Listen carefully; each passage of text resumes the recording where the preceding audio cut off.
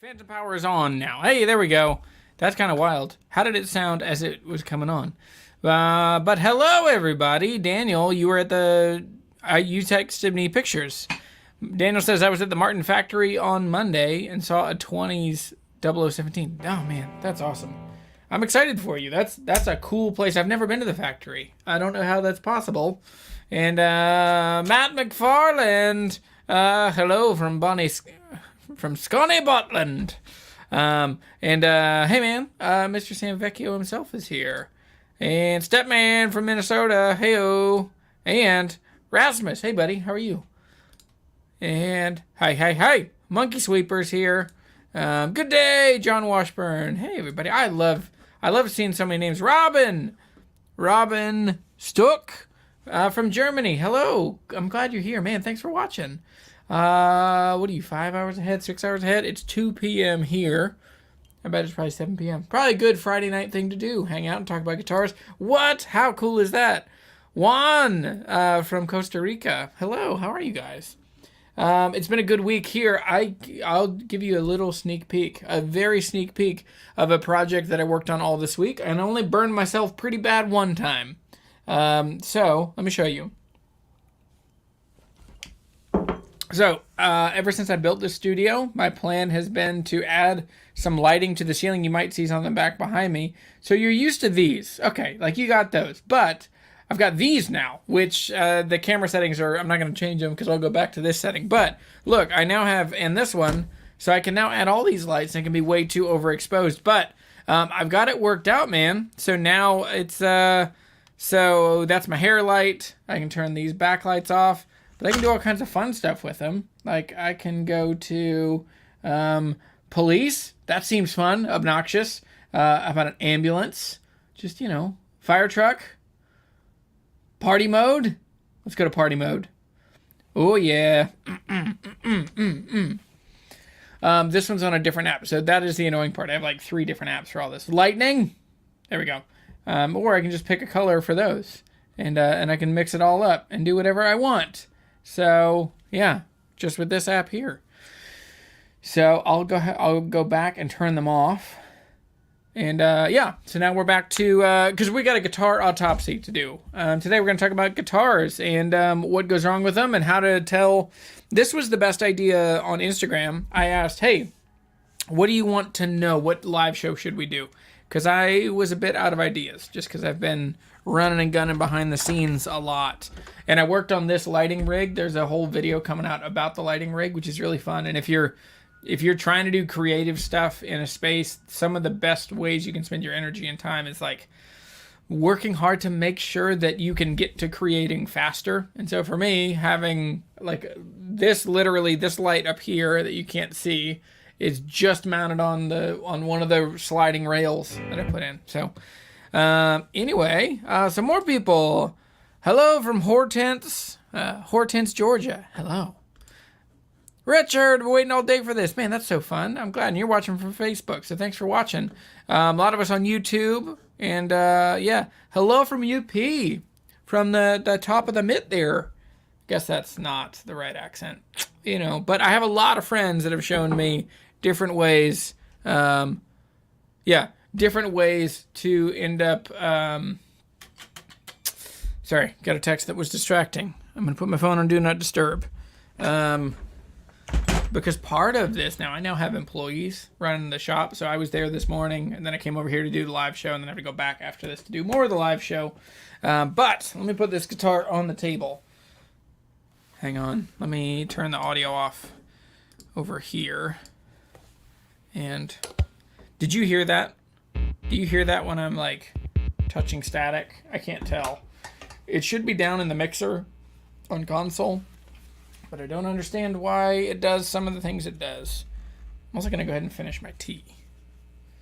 Keep this mouse over here. Uh-oh. Why did Apple TV open? No, not now. I don't need you. No, Ted Lasso. Oh, yeah. Lots of... are you from a state that has a hand thing? Like, I'm from Texas.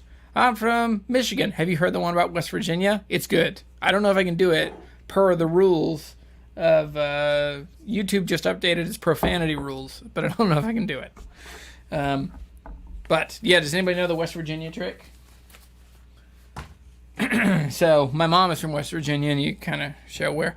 If you put up a certain finger, it kind of shows you the general state, the shape of the state. If you put up just one finger with a little bit of a knuckle of another one, and from there, you will, you'll have everything you need to show people, I'm from Nitro, I'm from Huracan, I'm from Buchanan, or from Moorfield. Moorfield's in West Virginia. So, anyway.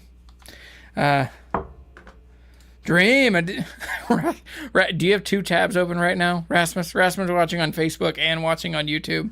Yeah, don't forget to hit that like button. Thank you. That's a really helpful thing for the YouTube algorithm. Usually these live shows, there's like in the hour of us, there's like 50 to 100 people watching most of the time. And then it seems like within a day or so, we'll get about 2,000 people having watched some part of it. YouTube is weird in how they count views in live videos. Like you have to watch for a certain amount of time.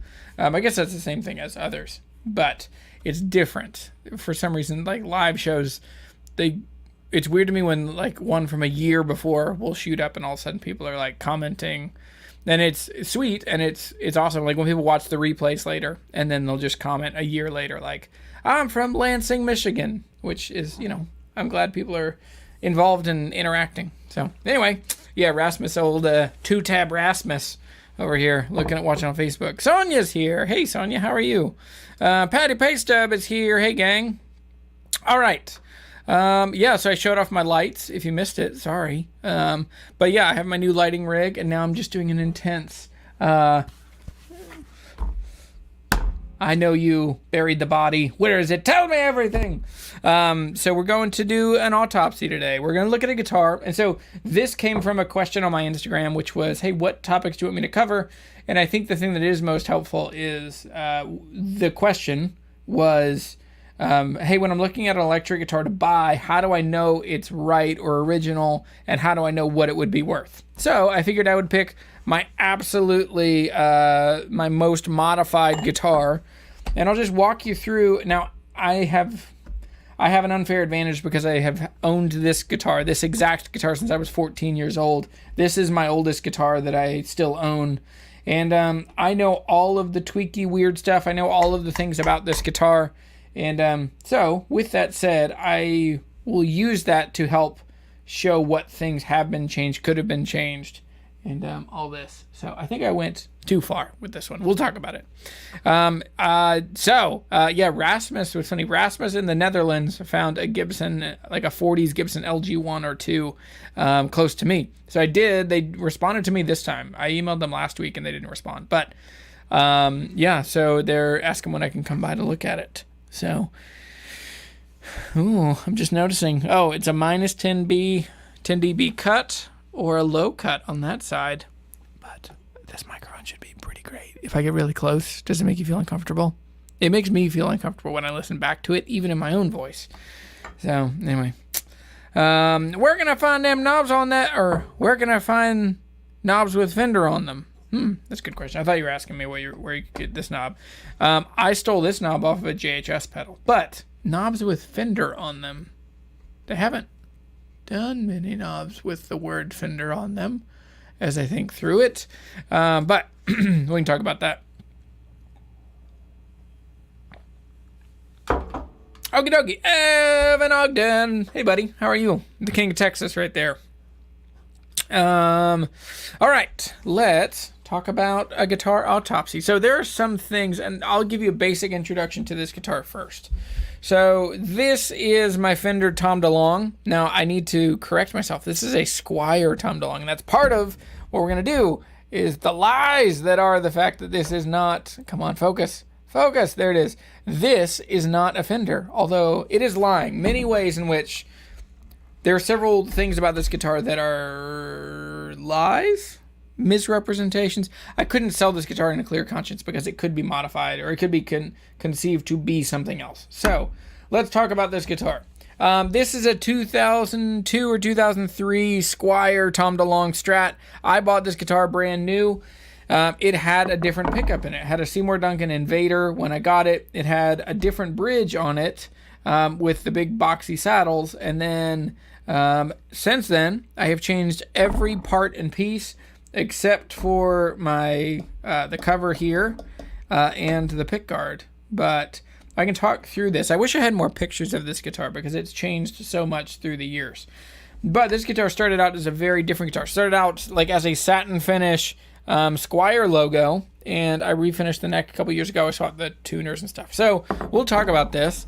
Yeah, this is the Jeremy Sheppard signature. I think like for an electric guitar, like if I would, I mean, I'm not a good enough player to ever have an artist model or a signature model. But if I were, you know, in the hypothetical, I'm not going to be critical of my own playing. So in a world in which I'm a great guitar player and I would get an artist model, I'd be really tempted to do like a humbucker, like a Strat. Yeah, especially with the mods that I've done to this one. But anyway, Trav coming in from South Carolina. Hey buddy, how are you? Just F stamped on the knobs for an HM Strat, etc. in general. I don't know. eBay's not a bad place to look. Apple TV. Oh yeah, I accidentally opened Apple TV. I think it's because I went to click Chrome and in my like thing down at the bottom, it's just down there. He said, "Have your kids watched Interrupting Chicken?" What? You did the compositing for that show? That's crazy. I didn't. I'll check it out. That's amazing. That's what I was watching. SpongeBob and Chris Evans, who makes OCE pedals. He's one of the animators on that, and I joked him. I was like, hey, can you sneak my Guitar Hunter logo into the background somewhere? And he was like, maybe. So I think that was just a nice way of saying no. So, hey, there we go. Artist models don't equate to talent. It only equates to sales. Well, I don't know how many I would sell either. So I'd probably sell some. But yeah, I mean, I would buy a Rabier or one of those. But anyway, okay, I've got a couple thoughts. This is not an entire list. There was some other disclaimer thought I had a couple minutes ago. This is not a total list, but I think it's generally... Okay, so here's the hypothetical. Here's when you would be asking these questions. You find a guitar, and it's probably going to be a used guitar because new guitars, you wouldn't have to ask all of these questions. But this is a used guitar, particularly an electric guitar. So, it was something about that.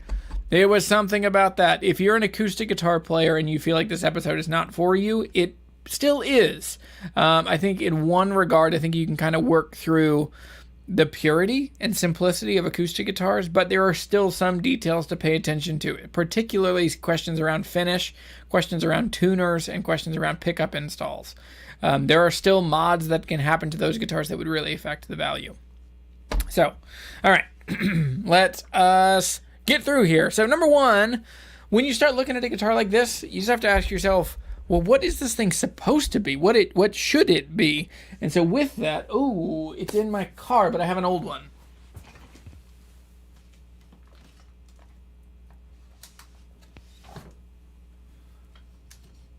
One of the absolute first resources that I recommend most people have if you care about getting into guitars and stuff is the Vintage Guitar Price Guide.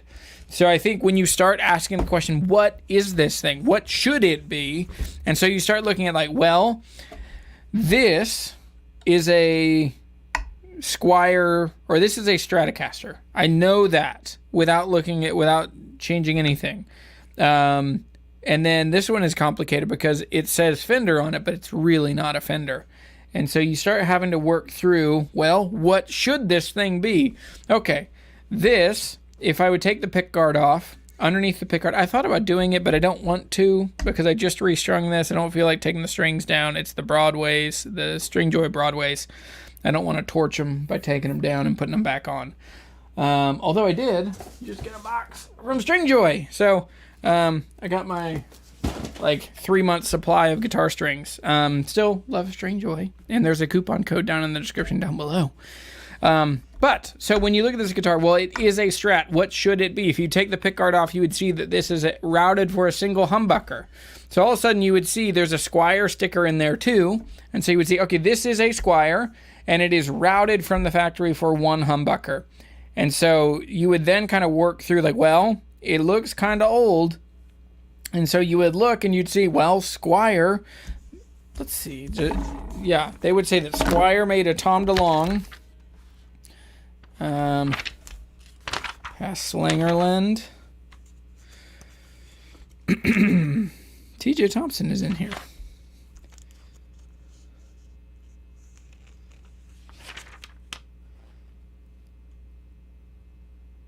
Am I losing my mind? Everything.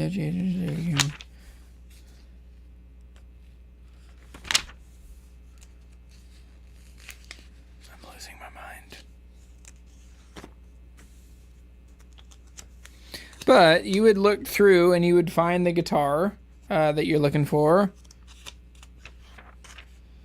And why is it not in here? What is happening? But you would see, okay, early 2000s, this thing should be a single humbucker, and it should have a Seymour Duncan inspired Invader. And all of a sudden I look and I see a nickel cover on this guitar. And so nickel cover means, okay, well, that's been swapped. So it's not that. It also says that it should have a standard Squier hardtail bridge. This does not. This has a 6-piece, like, rolled steel tailpiece that is meant for a Mexican hardtail Strat of the same era. And so, well, it's got, the bridge has been swapped, and this has been swapped. It would have had a speed knob, like a metal flat top speed knob per the Tom DeLonge spec. The Tom DeLonge was offered, I believe, in 4 colors. There was graffiti yellow, which is by far the most expensive now. There was a surf green. There was a Daphne blue. It was Daphne blue. And then there was a black. And so I got the black. It was a bit boring. I wish I would have gotten the other colors. But Warren, who ran the shop that I bought this from, didn't buy any of the, like, he called them frou-frou colors. So I didn't have a chance to get that. But, so this is the black on black. The knob has been switched. The pickup's been switched. The bridge has been switched. Now, does it have any other modifications that I can see? Well, it's got some stickers put onto it. So what should it be? It should be a black on black Strat, and it should say Squier on the headstock. But this one says Fender. So all of a sudden you start seeing, like, well, there's a lot of things that is just by that surface level, like, well, what should it be? Okay, it's not that. So then you start working on, like, well, what isn't right? Well, the pickup has been swapped. The bridge has been swapped. It has strap locks on it. It has a lot of pitting and rust on the output jack. When I look at the back of it, here's something. Here's a good thing in, like, that last section of what it is. The neck plate says Tom DeLonge, so that's a good sign. So it would tell you that this is a polyurethane finished Tom DeLonge. Now there are only a couple pieces of hardware that are definitely original, which is the neck plate here, the string ferrules, and that's mostly, if I'm honest, just because I couldn't get them out. But then what isn't right? The tuners aren't right, and these tuners I doubt I'll be able to show you. But in one of those, I believe it's actually in that high E, you might stand a chance of seeing it. Probably not. But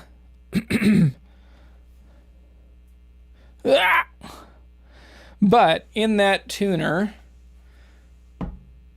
no, it's in the B string. The screw broke off in the headstock of this guitar. So these are Grovers. These actually came off of a Jackson from the 80s. That we had in the guitar shop when I was in my early 20s. I found these and I thought they were very cool. This would have had just the regular kind of boxy shape go-tos that would have come on that guitar. So this thing, man, is just long in the tooth, just worn out. So when you start looking like what isn't right, all of a sudden I've got a long list of this. So I can tell also by what's not right, the finish is not right. There are dings and dents, and I'm going to turn this off. So I can, didn't mean to do that. But there are dings and dents, and true story, this big one on the back, that was the first one. Back, that one right there. Yeah, man, just a million little things. Lots of chips and dings. The other thing is when you see this guitar, you should see if the finish is chipped like this, the first thing it'll tell you is, that's not polyurethane. This is, Nope, this is polyurethane. This is not nitrocellulose lacquer. Polyurethane chips up. It doesn't check, and it's pretty thick, and it's pretty plasticky. And so this one, man, like, it's just hard hits have put it on there. You can also somewhat surmise that whoever owned this guitar is named Jeremy based on that. That does say Jeremy. And, yeah. So, you start working out like, well, man, this thing has a whole lot of things that aren't right on it. So then, next questions you need to ask yourself are like, well, do you know the history? If someone's trying to sell this, like, tell me about it. Because also, we didn't even talk about this. Like, it says sheep on it, on the fingerboard there. And it's just wild. So it's like, what is the story with this? And so for me, this guitar has an incredible story. This is my first electric guitar. I bought this because I loved Blink-182 and I wanted to be in a punk rock band. And I wanted to play guitar, and this was just the most exciting thing to me. I mowed every yard I could find. I raked all the leaves. I bagged up all of the tree scraps. I baled a lot of hay. I just did everything I needed to do as far as turning hard work into money so I could get this guitar. And so I bought this guitar when I was 14 or so. Maybe 15. Yeah, somewhere in there, 14 or 15. So in 2001 or 2002. So I don't think this can't be 2003. This has to be an 01 or an 02. I haven't taken the neck off in years. I don't think there's any stamp or anything in the neck. But, so, when you know the history, I have owned this guitar, and since then I have dialed it back over time away from being just an insane rock and roll, like, punk rock guitar. So, a few years ago I had this kind of kick of like, well, I'm going to take this back to where it was. And so I bought a Duncan Invader. And Invaders, if you don't know, like, most humbuckers are pretty hot. Most of them are like 10K, 11K would be a hot pickup, right? And then these are, I think this one I measured and it's like 17K or 19K. So it's just the hottest pickup I could find. Which maybe, I mean, I keep going back and forth. I should put this in something. I shouldn't get rid of this. I'm going to take it with me back to the shop and see what I can put it in. And just make a super fun rock and roll machine. Now the thing is, this pickup makes this guitar pretty much unusable for anything other than punk rock or metal. So, as you continue to ask the questions of like, well, do you know the history? Get to know the history. If you don't know the history, you have to then play an inspector. You got to work through, and then you start looking for little things like stripped screws, overly worn out. I mean, if screws are loose from coming in and out, like I've probably had this pick guard off 50 times. Probably in the lifetime of this guitar. I've replaced this pot. I don't know why. This configuration just seems I just go through volume pots. So I have in this guitar now, I'll talk about what it is now and then I'll give you some more of the history. This guitar now is a Seymour Duncan Antiquity humbucker in the bridge. It is a Fender, like a Mexican relict tailpiece. It is a 500K pot with a Mythos treble bleed, which is the biggest advantage. Like if you have a single humbucker guitar, if you have a humbucker guitar in general, putting on one of those treble bleeds makes this thing so usable. You can roll the volume down and still get clarity, and you just get cleaner, less drive. The other things to this guitar is, there's a broken screw in the tuners up here. All of these screws are rusty. Now, part of that is, at one point in my life, I purposely rusted these, or I tried to, and I was an idiot, and I didn't realize they do, like, not galvanizing, but they do some treatment on the head of the screws to keep them from rusting. So I rusted out the rest. I put them in, like, a bucket with salt water. This is, like, back before. This is when the world was old, in the days of guessing at what you can do to relic stuff. So I relic these screws. I left them in a bucket in the back of the guitar shop for, like, 3 weeks in salt water. And it went real crazy, and I just rusted the screws off. The threads of the screws were totally rusted off, and they like basically were tacks at that point. They wouldn't go into the wood, but the heads were still like shiny and bright and clean. So I don't think these screws are original. I have lost track because I've now owned this guitar for like 21 years. This guitar could buy a drink.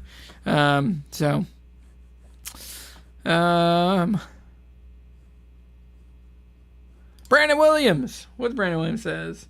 You want your first guitar to look like your heroes play. Sending the logo off my Austin Strat and relicking and replacing it with a Fender one was one of the first things I did. Yeah, that's what this one is. This one's a water slide decal. So, yeah. Joe, hey buddy. Joe coming in from Mexico, and Joel, Waka Waka. Hey man. So when you kind of work through this, oh boy, I selected some stuff I didn't mean to select. I started looking for stripped screws. I look for anything that would have been swapped or changed out. So I know that the strap buttons are changed on this one. Then I'll come back through here and talk about how these things affect value.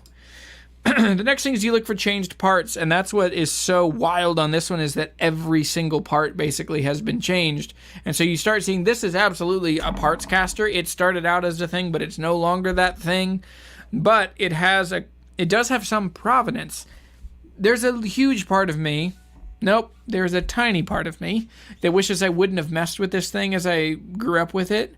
But I feel like other people have the same story of like, oh, if you would have kept that Star Wars toy in the package, it would have been worth so much money. And then you just feel like, but think about the joy in your heart because of that thing. Like, I would bet that the reason I run this YouTube channel is pretty closely tied to memories and experiences that happened with this guitar.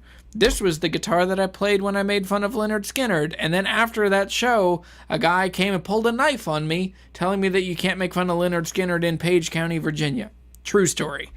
But this guitar has been with me with friends and family. My mom played this guitar. Like, I have some memories of my mom playing guitar with this. My friend Charlie did the inlay. And, he still did it where this exclamation point to me is still in the wrong place, but whatever, you live, you learn. And, it does feel really important to me that I keep the original guitar, but there's so many changed parts. So in some ways, guitars are they're this running ledger of what the parts are and how much those parts are worth on other guitars. Like, okay, well, this pickup I could probably sell for like 60, 70 bucks, 50, 60 bucks. I could probably get another Seymour Duncan Antiquity humbucker. Well, this bridge isn't worth much. It's probably 30 bucks. Retail, used, I think it's 5 or 10 bucks to somebody that's looking for a hardtail that's relict. And then you start kind of working through the parts. Now, these are old, like 80s Grovers, 6-in-line Grovers, pretty early to that style. Kind of cool. But when you start creating this kind of list of changed parts, not always do they sum. Sometimes they are multipliers. Like, sometimes a guitar as a thing is worth more than the sum of its parts, and then other times they're just, look for mismatched parts. This guitar there was something that was mismatched on this that I forget what it was. Oh, I have a single fret. So when my friend Charlie did the inlay on this fretboard, one of these, I think by this P right here, it's the 4th fret. He replaced it, and I wish he would have just re-fretted the whole thing. So there's one fret that I've had to do so much crowning and leveling, and it is a different shape. It's a different kind of fret wire, and it's a little detail that's annoyed me about this guitar for years. And maybe I just need to bite the bullet and have somebody just go through and just fix that. I also really, really, really wish that exclamation point would have lined up on this fret and just would have looked right. Instead, it got kicked out and just looks goofy. And you live and learn. That guy's still around. I saw him a couple weeks ago at the guitar shop.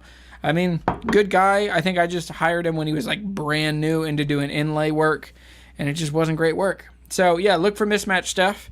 Then look for electronics. Humbucker. I've talked about this one. Humbucker swapped here. Has a treble bleed switch. Has a CTS. Well, no, this is an Emerson 500K pot in there now. Maybe not Emerson. What's the one? Zach Broyles gave me this pot. It's some fancy one. Throwback? Mojo Tone? One of those. Look for the electronics. Sometimes they're really helpful. Like, someone brought in, have you guys heard of the Josephina Strat pickups? Somebody brought in a parts caster the other day they bought on eBay, and when they took it out, they had like legit Josephina pickups. And if you don't know, those are Strat pickups that are made by one woman, and they're like $750 to $850, and so it's pretty wild. So anyway, yeah, I just have a couple more thoughts on these comments. I see a comment come in. Evan says, I do love the Emerson custom stuff, though. I do, too. I like it a lot. I'm going to move back here. It's more comfortable. I pulled a muscle in my back. I don't know what's going on. So I just want to sit back in the chair. Alrighty. Turn that off. Come back over here. How's the finish? When you start looking at an electric guitar, now polyurethane finishes are pretty grumpy. They're generally unforgiving. When they crack or when they take a hit, they'll either have no mark or they will have a chip, like a serious ding. And yeah, it is my anecdotal experience. I guess my experience is not anecdotal, but it is an anecdote that it is my experience. Write that one out on a motivational poster. But it would seem to me like polyurethane finishes kind of, the wood shrinks as the guitars get smaller, and then the finish just, it doesn't shrink at the same rate as the wood inside the finish. And so sometimes they'll just crack up, chip up, get kind of hairline cracks. Like I noticed that this one has hairline cracks now coming off of both sides. Oh yeah, there's some good ones. One coming down at a 45 and the one coming down in here as well.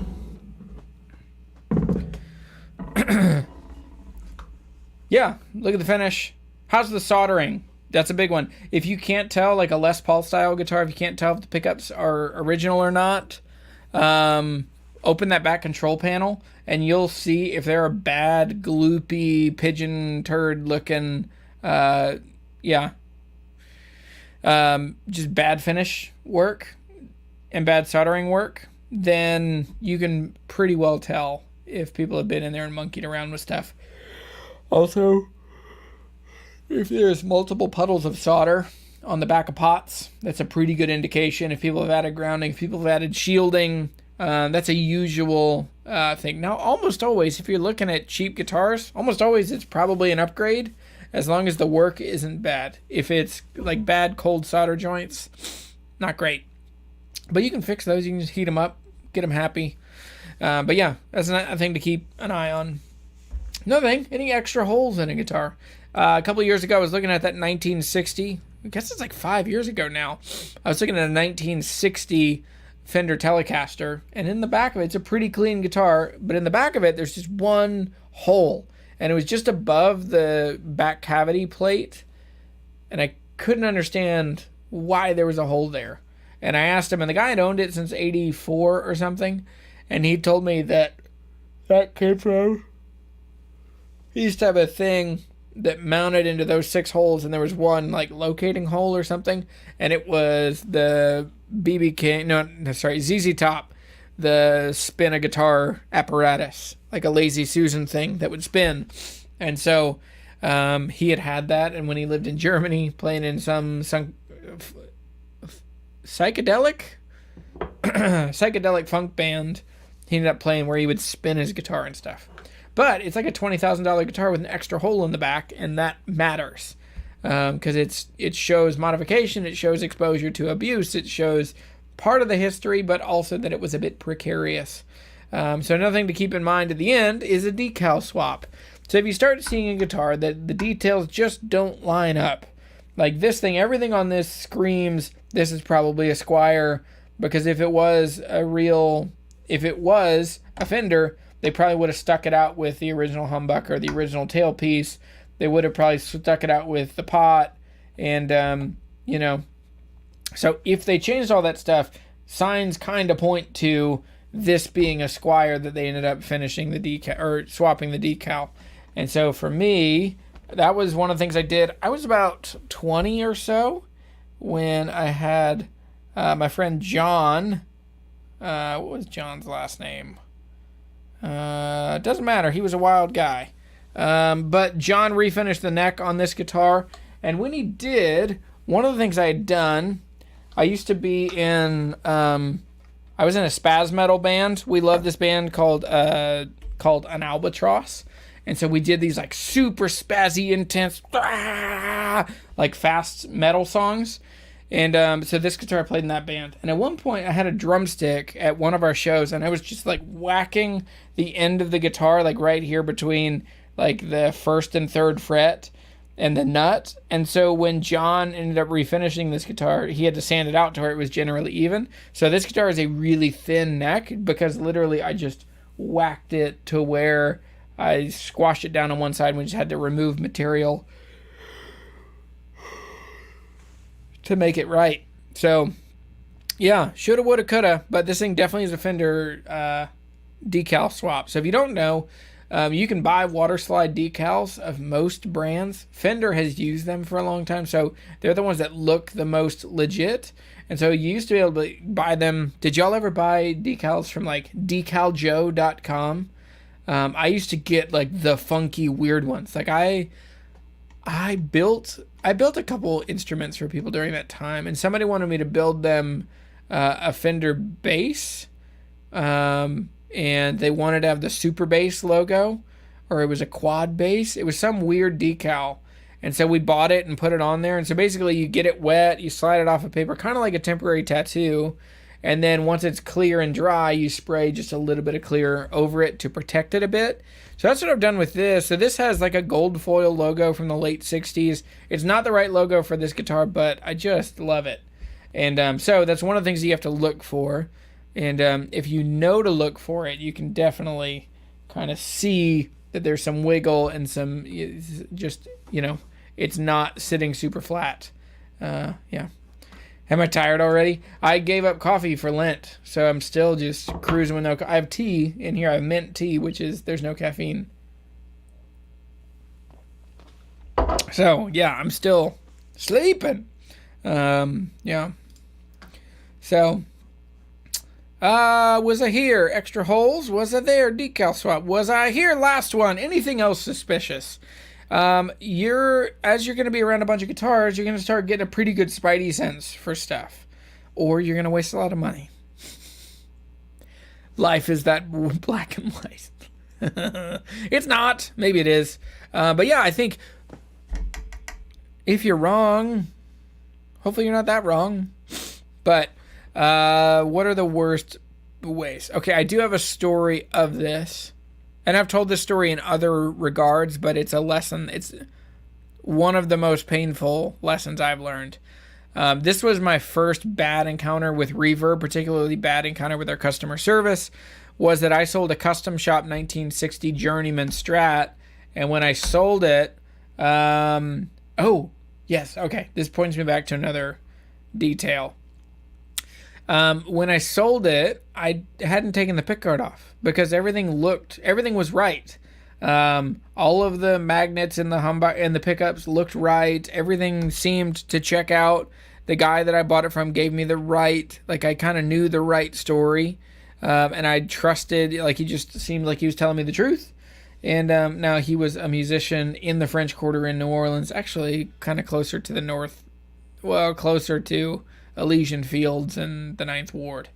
But I sold it on Reverb, and then within a day or two, the guy was like, I need $700 returned. Like, I want a partial refund of $700. I was like, nope, send it back or keep it the way it is. And he told me that that the bridge pickup had been swapped and that someone had put a Telly style bridge pickup in there. And I was immediately like, no, there's no possible way. And I looked at my pictures and I looked at his pictures, and they were different. And Reverb eventually, they drug their feet. They eventually kind of sided with me and made the guy just go away. But in the end, he really tried to make it out like I had cheated him. So the lesson that I've learned in other ways is get pictures of everything before you sell guitars. Always take the pick guards off. Always look inside, because that is where the devil lies. Is on the inside. Is on the inside of the guitar, and where the pickups are swapped and the pots are swapped, and routes, and lots of. If there's a secret about a guitar, chances are it's underneath that pick guard, and something that people don't want you to see. It's in there. It's in the back control plate, or it's in the neck pocket.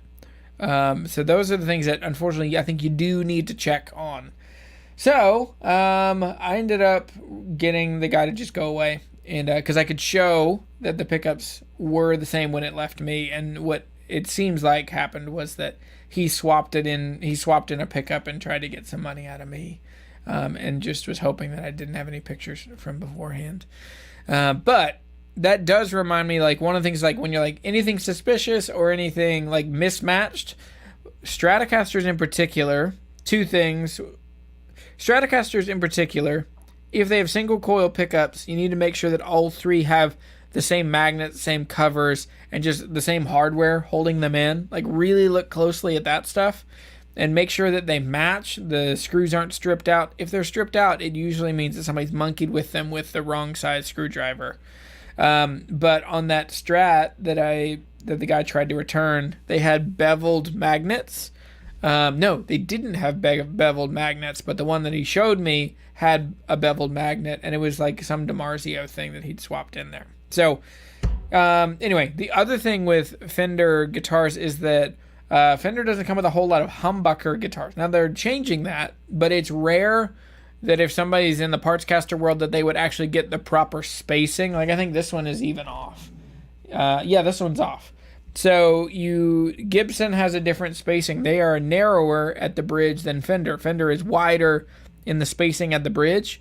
So if you check the humbucker, look and make sure that each of the pull pieces actually are underneath the string. Like this one, they're not even close. Still sounds great, still works, but it's a good indicator that something's been swapped, monkeyed with on this. So anyway, I think that's generally, I feel happy with that. Do you feel happy and satisfied? Hey-o, JD Ray's here. Hey, buddy. Glad you're here. So, that's all I got. Hey, we ended early. That never happens. Let's talk some questions, comments, slanderous remarks. Shoot the breeze. Ask me questions.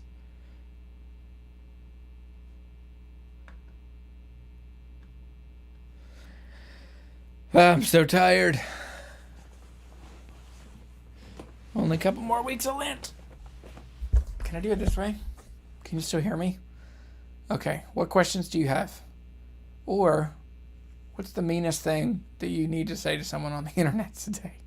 That's not true. I get so little mean comments. But when I get them, they count. So, other guitars. Okay, watch this chair. This chair has so much... It's so much like spring when it stands back up. Yeah. Ooh. Do manufacturers really do good solder jobs on cheaper electrics? That's a great question. Let's crack open this Donner and see. We'll do that real quick. I'll answer other questions while I do it.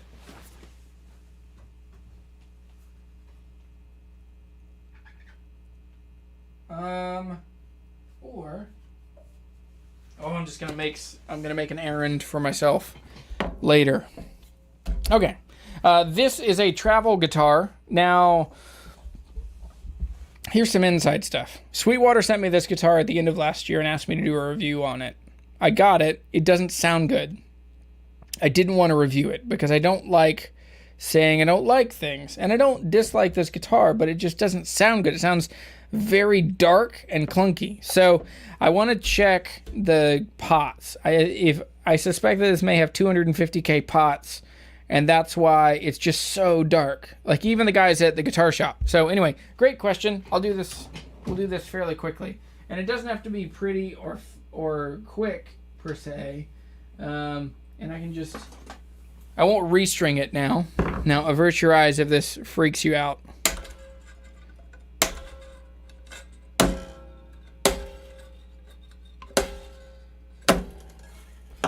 There it is. All right. Not my best work. Seems like prices are starting to come down on the used market. Thoughts? I think so. I think just there's been lots of cheap money around for a long time. And so I think that's a big one for a lot of people, is that now, things are just evening out. I think also just the general trend of being by yourself in a house is kind of going away. So now people are out and about. They're doing more things. Guys, have I told you my stupid human trick? I can get the right Allen wrench 10 times out of 10. Like, I don't remember the last time I messed up one. But they just make sense to me. I can just look at them and see the right shape. Yeah, so what was the other question? Used rates coming down. I've noticed they're still pretty high on a lot of the things that I like, and they're high on people trying to sell things on the secondhand market. But I'll keep looking at it to see how that goes. I also haven't been as active in the buying stuff. I've been really into selling stuff because I looked up earlier this year and I was like, I own 44 guitars. That is lunatic level. Can't handle that. Can't maintain that many guitars. And so, alrighty. My kids a couple years ago made me this little, oh, it's so full of glitter, but it's a glitter pinch pot. This is like one of my dearest treasures from my kids. They made it when they were little, like 2 or 3. So if you're just joining and you're wondering, or if you weren't paying attention, Daniel asked if these are good solder joints, if cheap guitars have good solder joints. So I'm going to take this apart and we're going to look at the solder joints. I haven't looked at this. I haven't been into this guitar at all. I just want to see, why does this guitar not sound very good? I mean, is it just the... Ooh, I hadn't thought about that. It might just be the lack of a body. Like, this thing is just a tiny little weird thing. So, let me see. Hang on. Have you gotten a case for that 0012? Yes, sure. Yeah, I have one at the store. Yes, I have one at the store. I don't have one that will be its forever case, but I have one that will get it home to me in the States. So Rasmus is building me just an unbelievably cool 000. I can't wait. It will complete my guitarsenal, and then I'll have every guitar I need for the rest of my acoustic guitar life. Then I can start looking at some absurd electric guitars. That's my mission. I need to step up my electric guitar game. All right, here we go. Okay, so what am I seeing? Let me pull you in here. All right, this is going to get a little wild because I'm going to take you off the tripod. But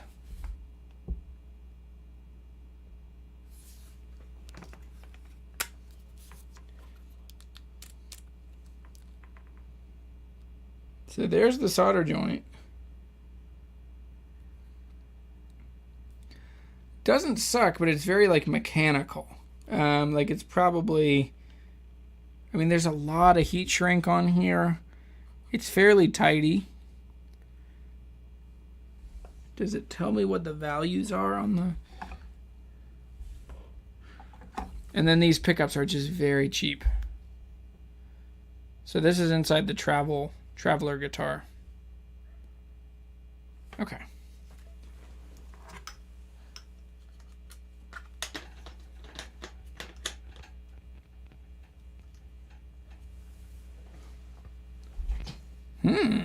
Okay.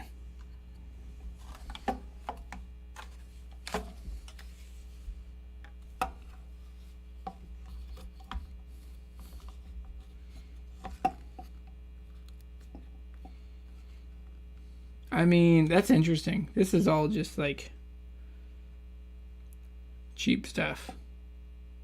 Cheaper than I hoped. The solder looks okay, but the pots are like the cheap pots. The switch, this is like such a cheap switch.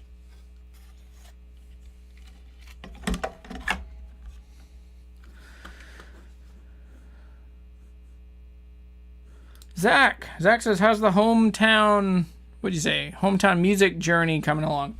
I like it a lot. It's a good job.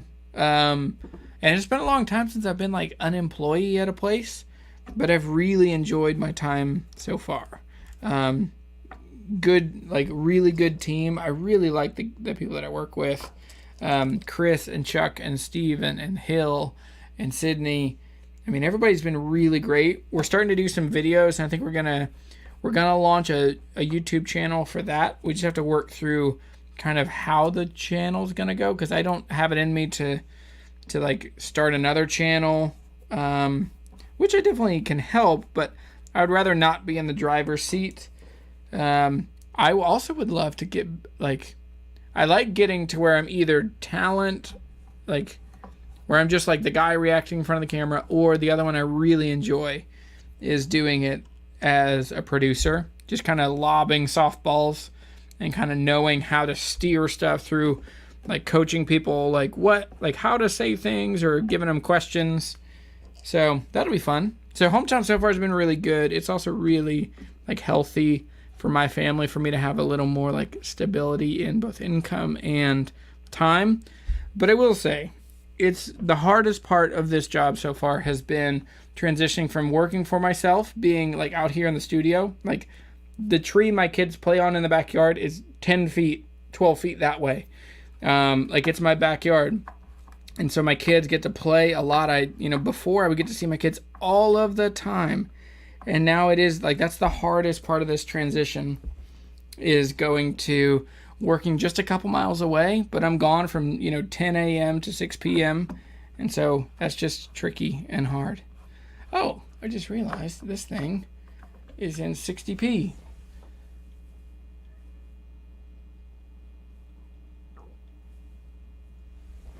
Did that change anything? Does my motion look different?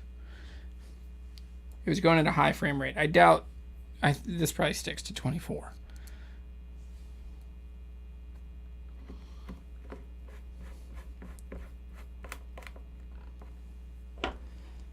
So I have made for myself an errand to restring this. I'll take it with me and restring it at the shop this afternoon if people aren't in there buying guitars. So next question. Bought a Squier 40th anniversary Jazzmaster. Should I put a shim to correct the break angle? Break angle. Where? Which break angle? Shim the bridge? Shim in the nut? Shim in the neck? We have 2 of the 40th anniversary Jazzmasters, and they're really surprisingly good.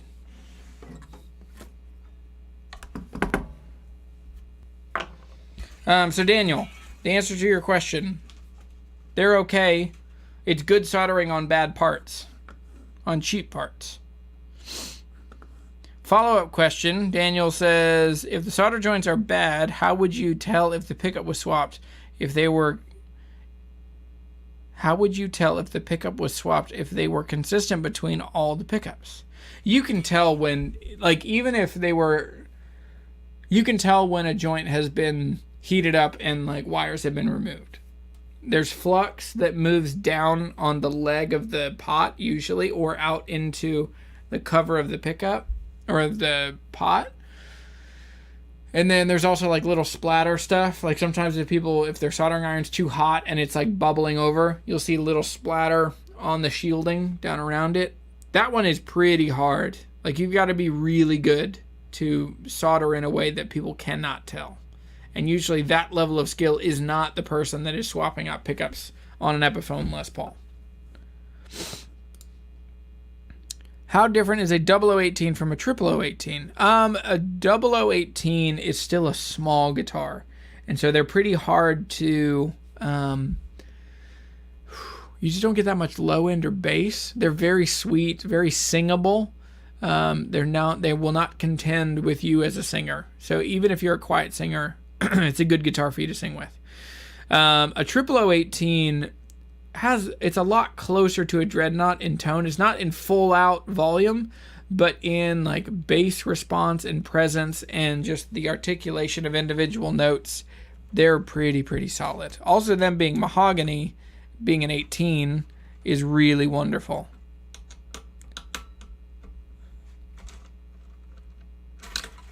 Oh! Oh boy.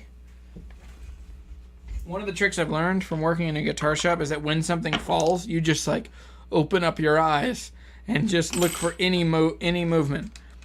Like you gotta be like a T-Rex.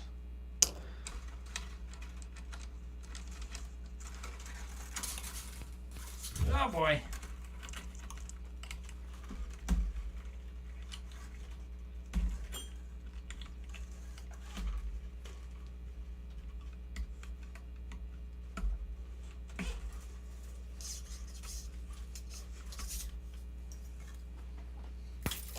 Okay. Rashmus.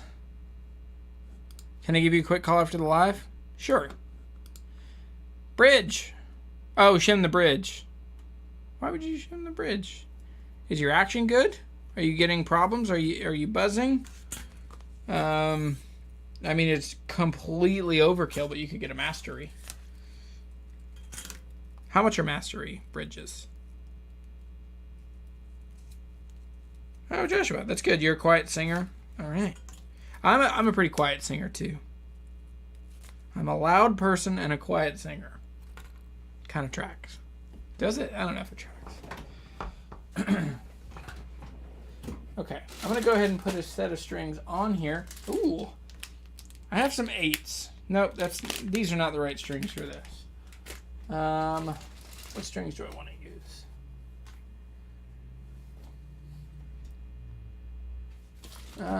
We're gonna go Stringjoys. We'll go 10 to 48s on this guy. I'll just go ahead and do this. I won't get it all the way set up, but this will get it to where it can travel with me back to the shop. Do not cut yourself. Do not cut yourself. It's buzzing. Okay, well, probably need to deal with it. Yeah.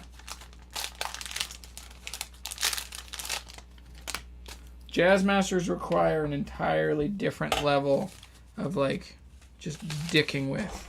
There's so much fiddly stuff to get them to work right.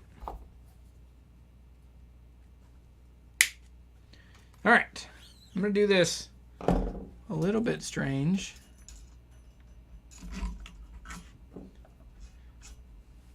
It's been a minute since I've done a locking trim.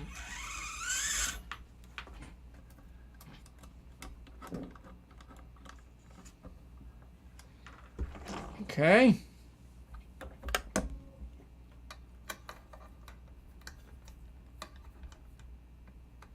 Who'd have thunk? This is how we'd finish this video. So I'm cutting the string off so the string ball end is actually down here.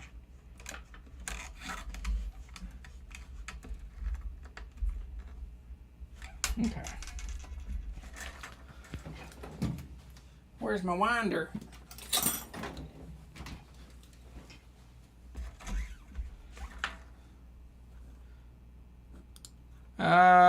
That Showalter 00 Sycamore Top Osage Orange has a nice bass and treble.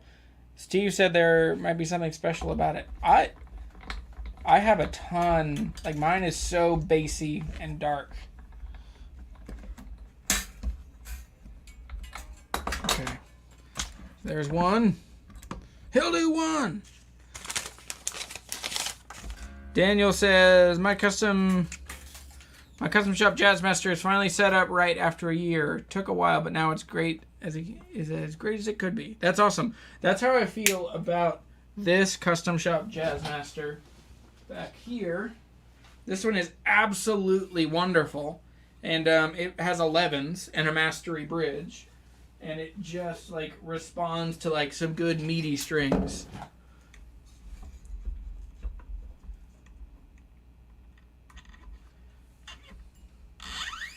Hey guys, it has been a goal of mine for my YouTube channel to hit 100,000 subscribers. It's pretty shallow, but I really want one of those plaques.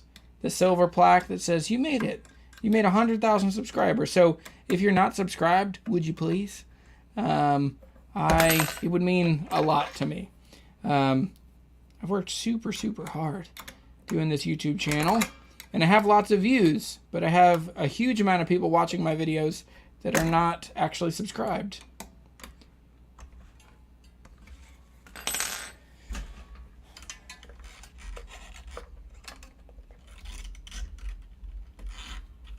Oh wait, my top came from the same tree as yours? That's amazing. I don't know how I missed it. The other option for me growing my channel is I could just have some beef. So far I've had beef with reverb. Had another beef that I can't talk about. This issue's been resolved to the mutual satisfaction of both parties. But yeah, who should I have beef with? That's a good question.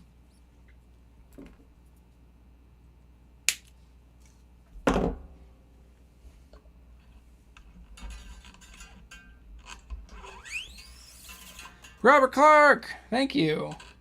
Robert says, I really like this kind of content. I do too.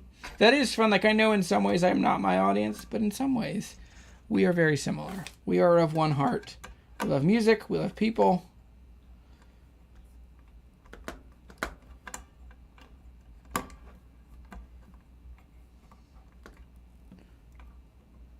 Beef, cows, got it.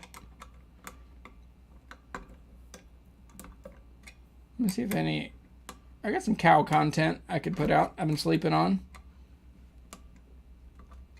Did you guys hear about the cow that jumped over the barbed wire fence? Utter catastrophe.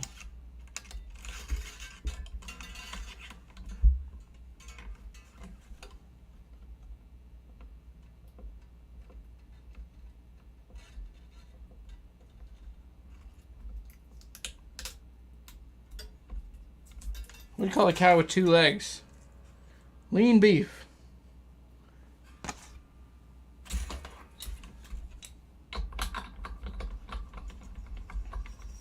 What do you call a cow with no legs? Ground beef. What do you call a deer with no eyes? No-eyed deer. What do you call a deer with no eyes? What do you call a deer with no eyes and no legs? Still no-eyed deer. What do you call a deer with no eyes, no legs, and no penis? Still no-eyed deer.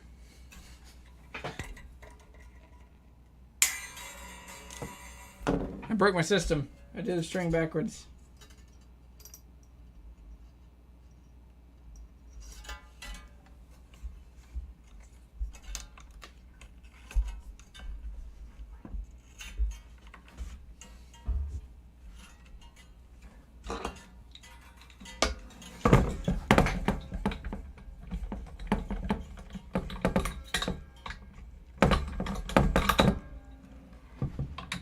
Poke your eyes. You got so much to live for, Jeremy.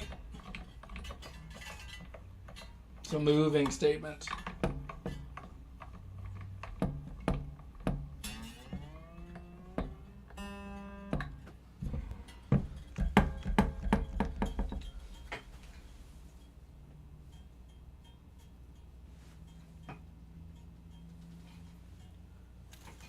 Okay.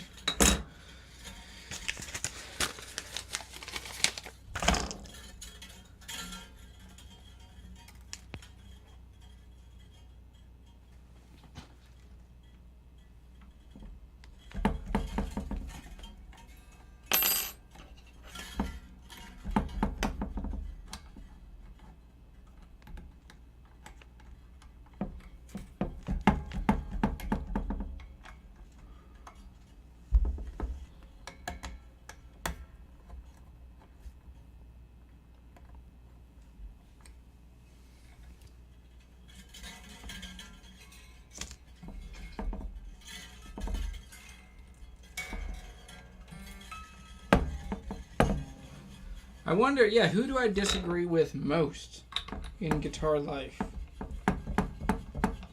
Like, what I'm for, I believe that guitar is for everyone. I think that guitar makes people better.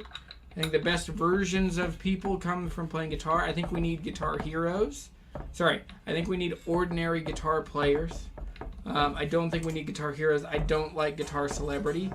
So I would say, like, probably if I was going to start a beef with anybody, it would be somebody who would directly go against that. Somebody that would say, like, pushing people to, yeah, put someone that would be controversial, gatekeeping, bullies. Can't stand bullies. I have no issue standing up to bullies. And, yeah, I don't know. So who's doing that? Who's telling people that there isn't room in the guitar space and that they should give up and leave it to the professionals? Because that's a fight worth fighting.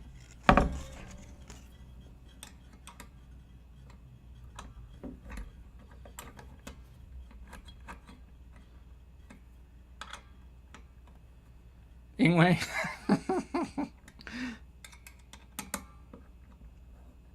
Does it really? You said... Does it really?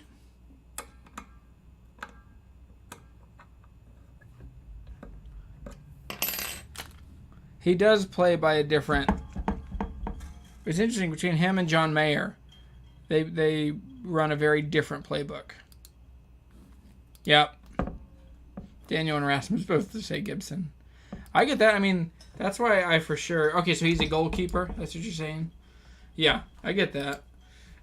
Yeah, I don't know. I want to deal with that.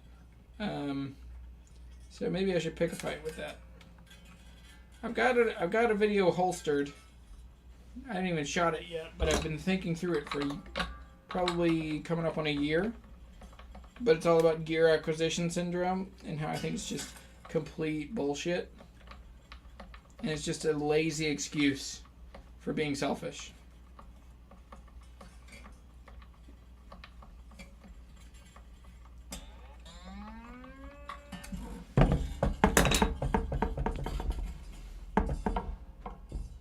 It's funny, this is not what I expected to do. What I did, I thought about taking my Tom DeLonge apart.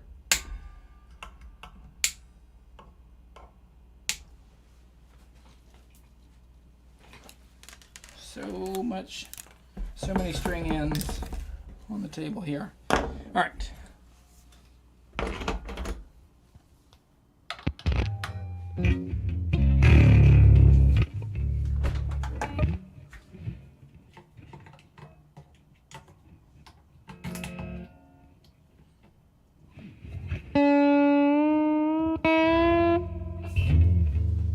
Can you hear that? I don't know if I'm going to turn it back on so I can hear it just a little bit.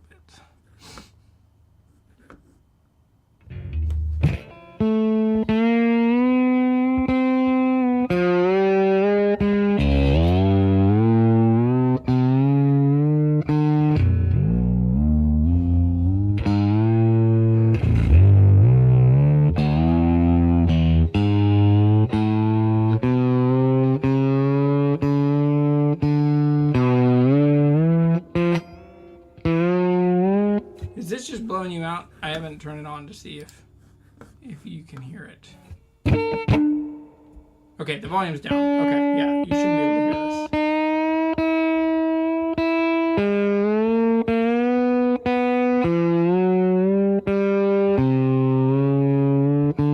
I bet this had 9s on it.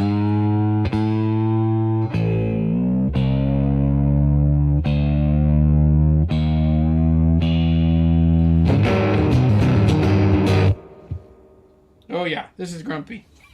Okay, this one's not gonna work. I'm gonna have to do some work to it. So I'll take it back to the shop and I'll finish setting this one up. But I think that's a good place to leave. So I need to pick a beat with Joe Bonamassa.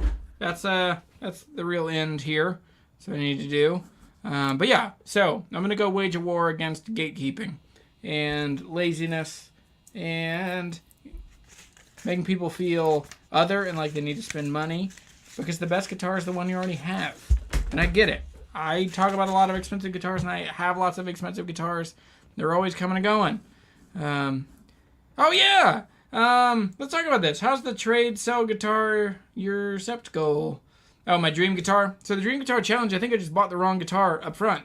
So somebody buy it. Just get me out of it. I need to get $475 out of it to continue the guitar, the Dream Guitar Challenge. So, yeah.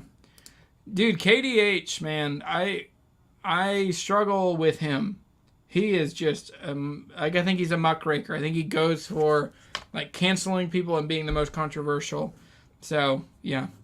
Avoid lawsuits. Always good. But lawsuits, here's the thing about lawsuits, at least in the U.S.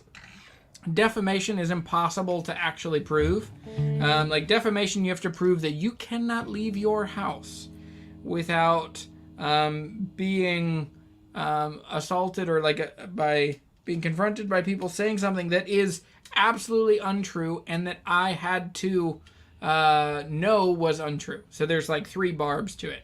Number 1, I did it. Or 1, it worked and everybody out there believes it.